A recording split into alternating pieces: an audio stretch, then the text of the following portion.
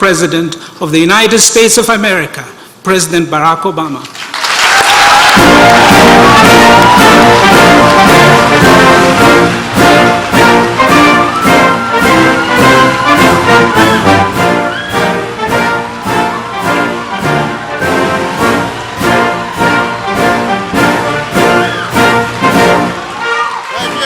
Thank you, everybody.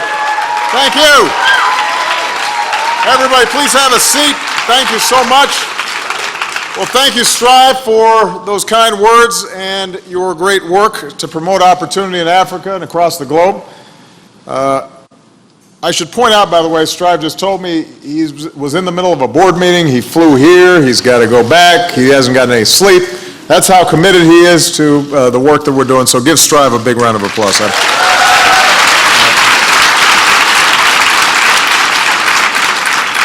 So this is quite a group. Just a lot of do-gooders in one room. That's good.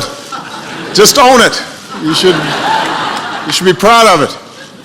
I want to welcome our partners from around the world. We've got leaders from government, from the private sector, civil society, faith communities who are doing great work, and so many inspiring young people. And I want to thank our partners in Congress from both sides of the aisle who proved that every once in a while, in a city that doesn't agree on much, we can all agree on the imperative of smart development. So, thank you. Thank you.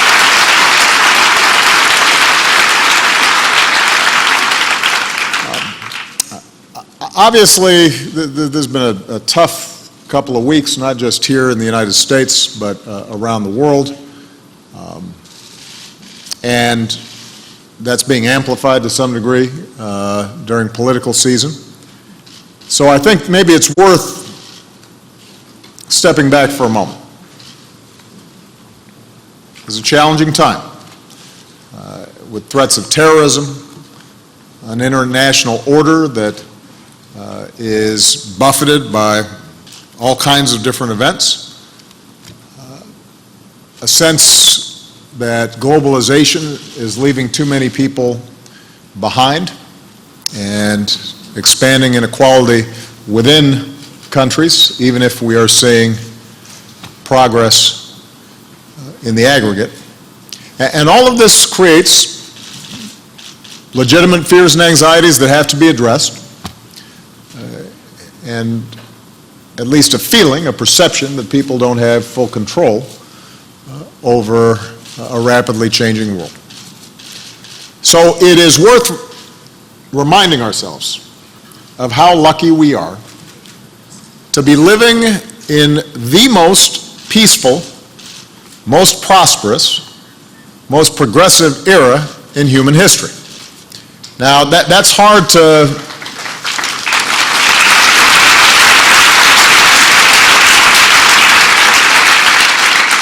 That's hard to absorb if we're watching the newscasts every night because there's heartbreak and terrible things taking place at any given moment across the globe. But it's important for us to remember, not so that we become complacent, but so that we understand that good works can make a difference. Think about it. It has been decades since a war between major powers. More people live in democracies. More people are linked by technology.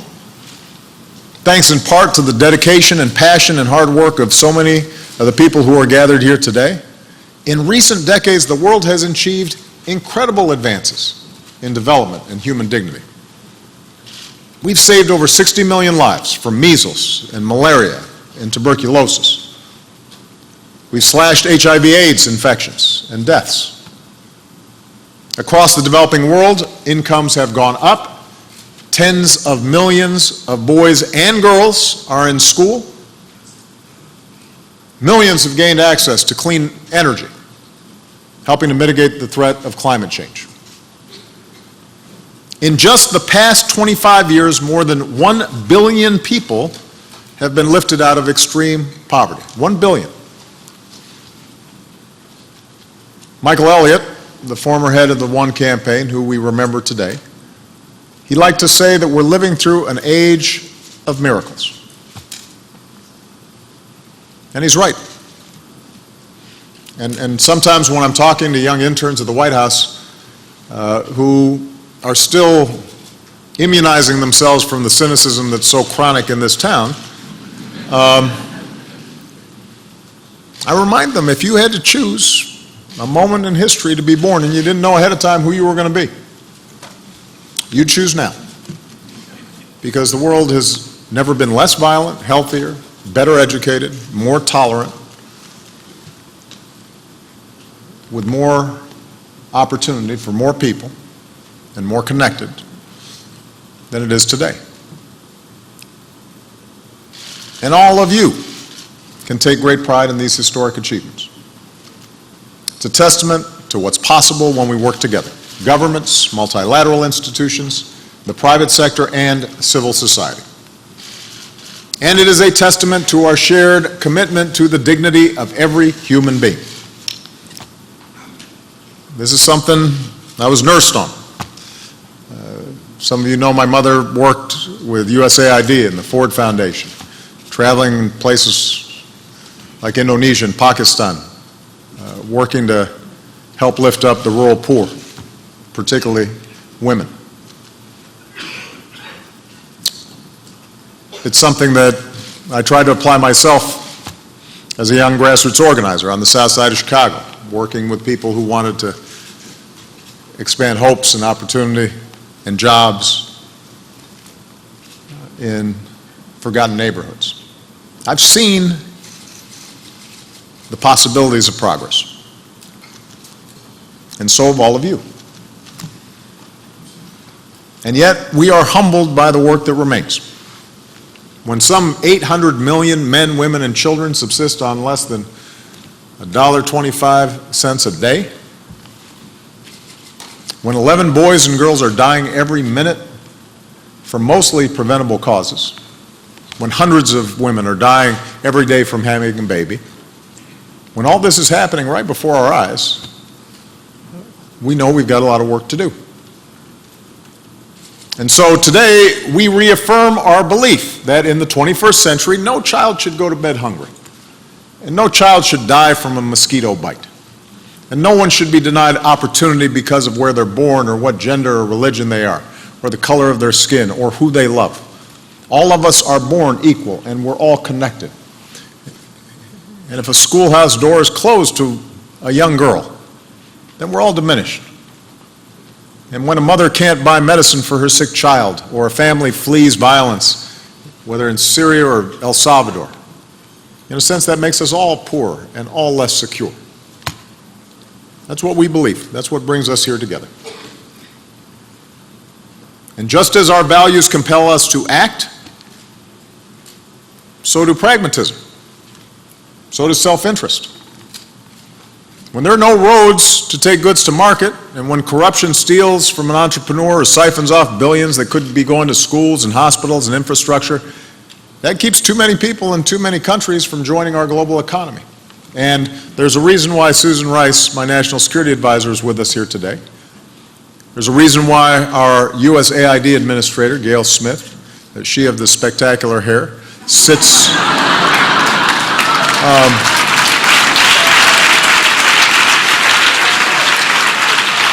there's a reason that Gail sits alongside generals in the Situation Room when we're talking about critical national security issues, because we know there is a correlation between no education, no jobs, no hope, the violation of basic human dignity, and conflict and instability.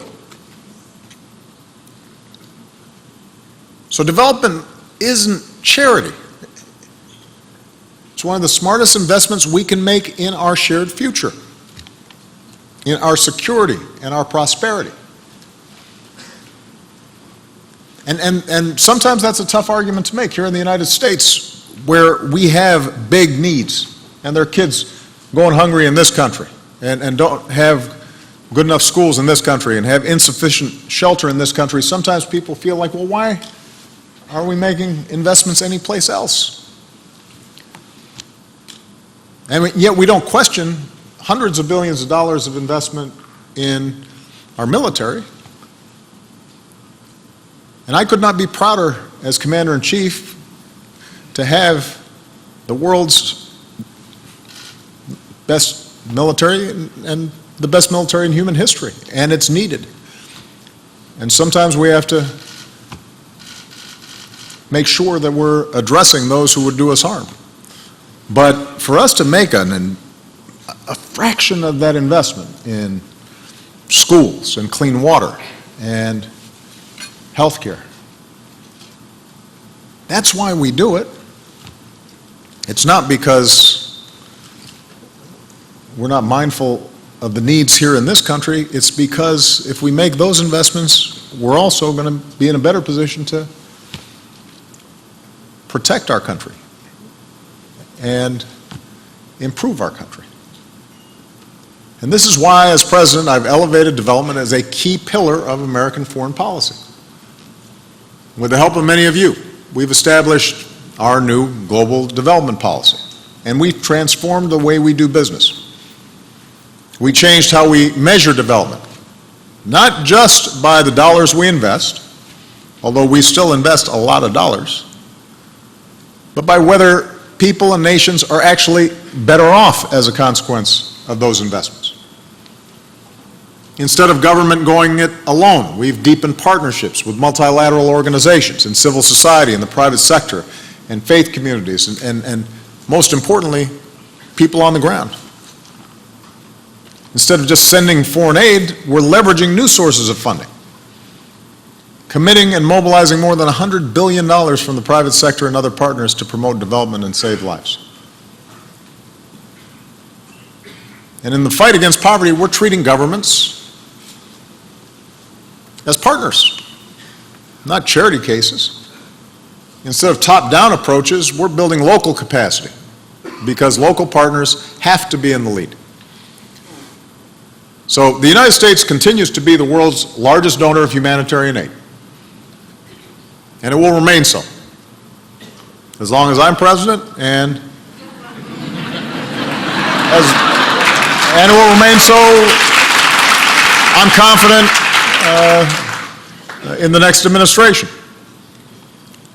But instead of just responding after crises happen, what we've been focused on is helping communities and countries build resilience to shocks and to be in a position to avoid crises. Because we have to be hard-headed and big-hearted at the same time. And in doing so, we've ushered in a new era of accountability and results. For donor nations like the United States, and for all of us who believe passionately in development, we've got to make every penny count. So we're holding our partners in developing nations to the same standard. No excuses. Waste, fraud, corruption, those are anathema to development. And today we're here to celebrate the progress that we've made. We're here to keep the momentum going, guided by the new Sustainable Development Goals, including our goal to end the outrage of extreme poverty. So I may only have 6 months left in office, but I'm here to say that whoever the next president is, development has to remain a fundamental pillar of American foreign policy and a key part of our work to lift up lives, not just overseas, but here in the United States. If you care about human dignity,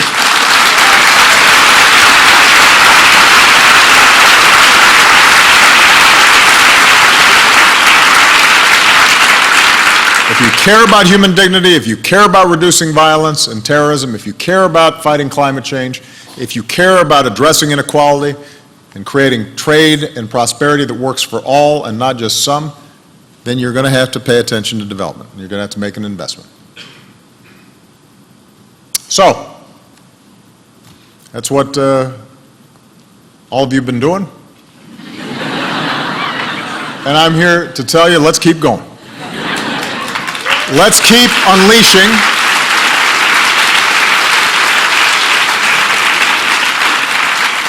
unleashing broad-based growth that transforms economies and lifts people and nations from poverty and prosperity. People tell me around the world when I travel, developing nations, they do not just want aid, they want trade. They want capacity building. As we've seen from South Korea to Chile to Botswana, the developing nation of today can end up being the engine of global growth tomorrow. So having renewed the African Growth and Opportunity Act, moving ahead with the Trans-Pacific Partnership, we can make sure that trade and globalization delivers progress not just for those at the top, but also for the many. We'll continue to partner with countries that embrace reforms and attract investment. And in September, in New York, we're going to host the second U.S.-Africa Business Forum to keep promoting growth and innovation and investment across the continent. Working with over 40 countries, we're bringing the wonders of technology to far corners of the globe, accelerating access to the internet, bridging the digital divide. We've mobilized governments and multilateral institutions and more than 100 private sector partners around our Power Africa initiative, funding everything from big power plants to off-the-grid and small renewable energy projects. And we are proving that countries don't have to choose between expanding access to power and combating climate change. These projects are expected to generate up to 29,000 megawatts of cleaner electricity so that students can study at night and businesses can stay open and farmers can use mechanized tools, and I believe that by 2030 we can bring electricity to over 60 million African homes and businesses, and that will be transformative for the entire continent.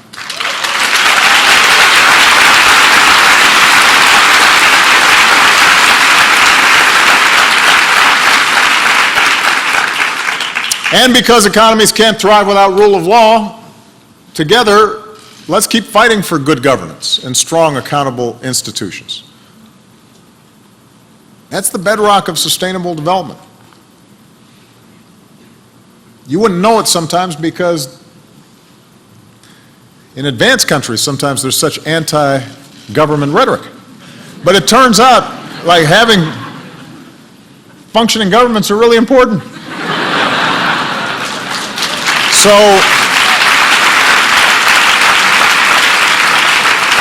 that's one of the reasons I committed the U.S. government to more transparency on my very first day in office. And with our open government partnership of 70 countries, representing some 2 billion people, we've continued to empower reformers and civil society from Sierra Leone to Ukraine to Uruguay. Because governments should serve the people and not the other way around. And by the way, progress is not in a straight line, it's not overnight. Just as here in the United States, we've still got more reforms to make. That's true of a lot of countries that are participating, but we have seen this tool prodding governments in new directions, opening up, creating greater mechanisms of accountability,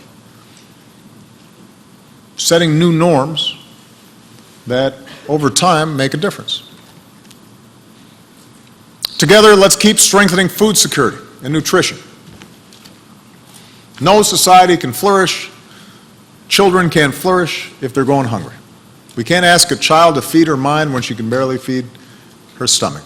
So with our alliance between government and private sector and NGOs, we need to keep empowering farmers with new seeds and new technologies and new techniques that are scaled appropriately and sustainable. And it works. Last year alone, we reached over 9 million farmers across the globe, reducing hunger, boosting yields, increasing incomes by more than $800 million. In many of the areas where we work, poverty has been cut by up to a quarter. Stunting is down by as much as a third. Nearly 18 million more children are getting better nutrition. And right before coming here, in the Oval Office, I signed into law the Global Food Security Act, which is a bipartisan bill.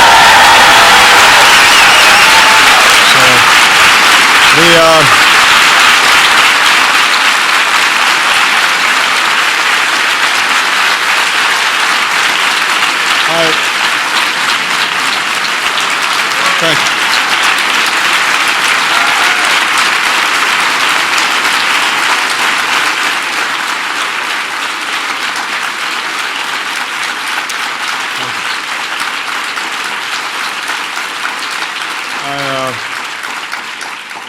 You're not surprised I signed it, right? I mean, you guys are all excited about it. We've been working on this for a while. We got it passed, so it's my job to sign it. But this is a bipartisan bill that authorizes more than $7 billion so that initiatives like Feed the Future endure well into the future. So let's sustain this progress. Let's make hunger history. Together, let's keep advancing global health and keep reforming health systems, empowering local communities, investing in new treatments and prevention. Building on the fine work of my predecessor, President George Bush, we've saved an estimated 6 million lives from malaria since the year 2000. In our fight against HIV,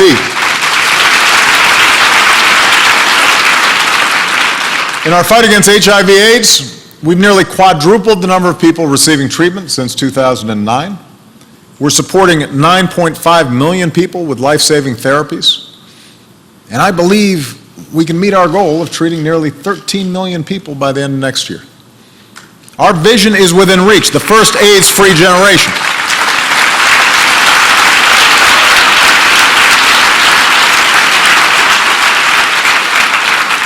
And with our commitment to infant and maternal health, we've helped save the lives of more than 4.5 million children and 200,000 mothers. Together, we beat back Ebola in West Africa. And with nearly 50 countries united around our global health security agenda, we're going to keep boosting our ability to prevent and detect and respond to outbreaks. And here I do have to just add a little editorial. Republicans in Congress can help pass that bill that treats Zika like the serious threat that it is, fully fund our response. That's an example of protecting America and helping other countries too. We can get that done.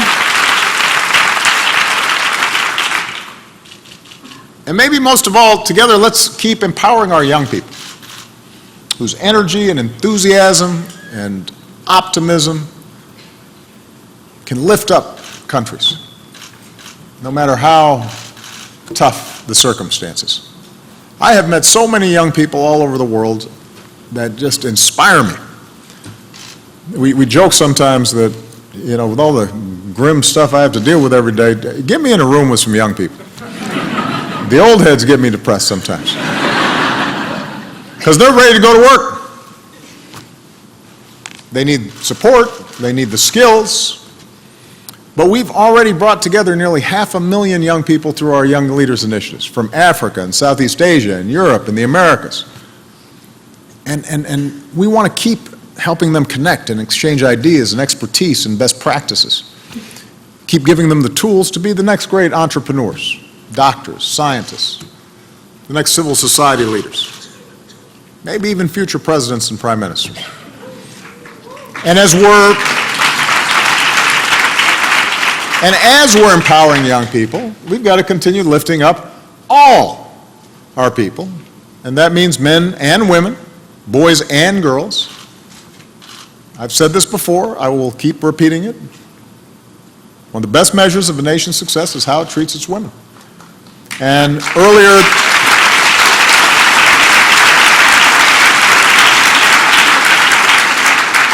this month, we had the Obama women, Michelle and Sasha and Malia, they went and traveled with young women in Liberia and Morocco. Dr. Joe Biden's in Africa this week. And in all these trips, their message is simple.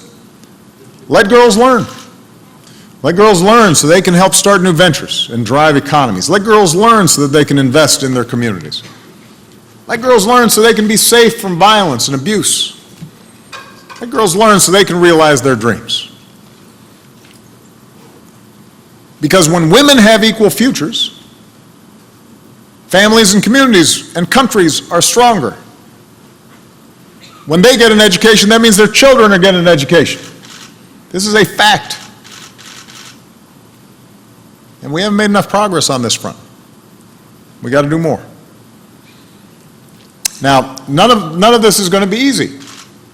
One of the messages I've been trying to deliver at commencements and other appearances around the country as my presidency comes to a close is just reminding people stuff's always hard. In fact, I have a plaque on my desk that says, "Hard things are hard." This was advice that was given to me by one of my senior advisors when we were in the middle of some big fight. He said, "You know, here's the thing, Mr. President, hard things are hard." I said, "That is profound. You're right." But sometimes we get disappointed in this age of instant gratification when we don't feel as if everything is solved. Well, you know, we're here on this earth just a blink of an eye, each of us. You know, we take the world that's been given us and we try to make it just a little bit better, and then somebody else picks it up and they do their part. And there are people who are trying to impede progress, but the good news is that the general trajectory of humanity is that the folks who've been trying to make progress have outnumbered those who haven't. And over time, things just get a little bit better. And it adds up. But it's hard. And when President Kennedy said we'd go to the moon, he said we chose to do it because it's hard. No point in doing easy stuff. Nearly 50 years ago today, a man first walked on the moon. That was hard. And JFK once said that the conquest of poverty is as difficult, if not more difficult, than the conquest of outer space. So we can't get discouraged. We can get frustrated sometimes. We may, at least if you're in the Oval Office, occasionally utter a curse word or two.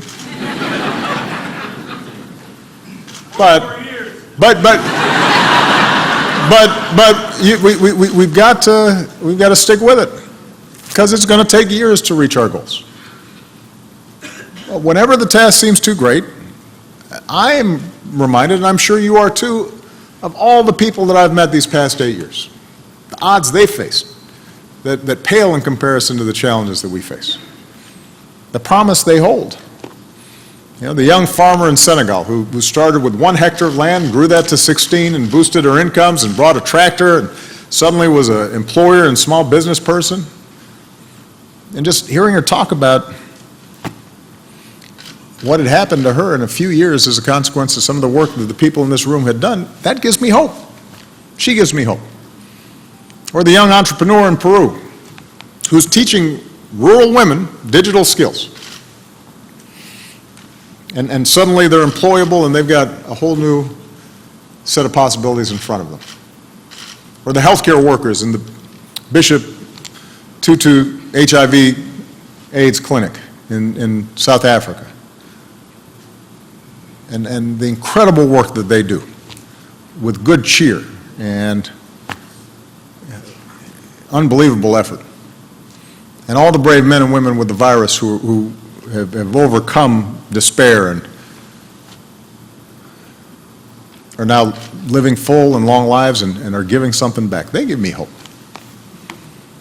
And I think of all the citizens at the grassroots in countries around the world, in places where it's dangerous sometimes, who are pushing to hold governments accountable, lawyers who are monitoring elections, and activists in civil society, and innovators building platforms to enhance transparency. They give me hope. All of you coming together from across sectors, working together. Government, private sector, civil society, faith groups. Because you understand that despite whatever differences of religion or background or race or region, we are united as one human race and by our abiding commitment to the inherent dignity of every human being. All of you give me hope. Just as you've had a partner in me in my administration, I'm confident that as we work for the prosperity and justice and peace that all of us seek in the world, as we reach people who may feel forgotten and bring hope to remote corners of this planet, I am absolutely convinced that you'll have a strong partner in the United States of America. We've shown this can work. Now we just got to keep it up. All right? Thank you very much, everybody. God bless.